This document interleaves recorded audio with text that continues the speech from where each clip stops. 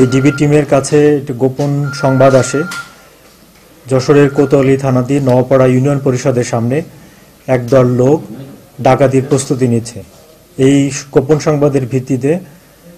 আনুমানিক রাত 23:45-এর দিকে ডিবির এই টিমটি ওখানে অভিযান পরিচালনা করে এবং অভিযান পরিচালনার সময়ে একদল সশস্ত্র ডাকাত দল তারা দ্রুতগতিতে হাইয়েস্ট মাইক্রোযোগে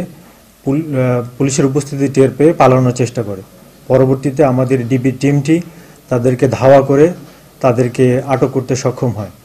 এবং আটককৃতদের মধ্যে তল্লাশিকালে তাদের কাছ থেকে দুইটি মেড ইন ইউএসএ লেখা বিদেশি 7.65 পিস্তল এবং তাদের দখল থেকে দুইটি বিদেশি পিস্তলের ম্যাগাজিন এবং 3 রাউন্ড তাজা গুলি উদ্ধার করতে সক্ষম হয় এবং যে মাইক্রোবাস যোগে তারা পালানোর চেষ্টা করছিল এবং ডাকাতির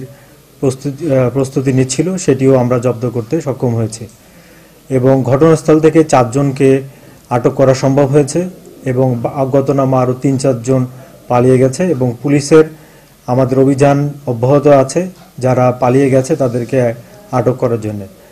এবং আটককৃতদের কাছে প্রাথমিক জিজ্ঞাসাবাদ করা হয়েছে এবং প্রাথমিক জিজ্ঞাসাবাদে তারা জানিয়েছে তারা বিভিন্ন সময়ে বিভিন্ন অপহরণ, খুন এবং মাদক মামলার সাথে তারা জড়িত এবং বিভিন্ন সময়ে তারা ডাকাতি কর্মকাণ্ড বিভিন্ন সময় পরিচালনা করেছে এবং তাদের বিরুদ্ধে কোতোয়ালি থানায় 2টি মামলা দায়ের করা হয়েছে, একটি অস্ত্র আইনে এবং আরেকটি ডাকাতির প্রস্তুতিকালে এই মামলা 2টি রুজু করা হয়েছে। এটা প্রাথমিকভাবে আমরা জেনেছি যে 2 জন অবসরপ্রাপ্ত সেনা সদস্য আছেন বলে তারা প্রাথমিকভাবে বলেছেন।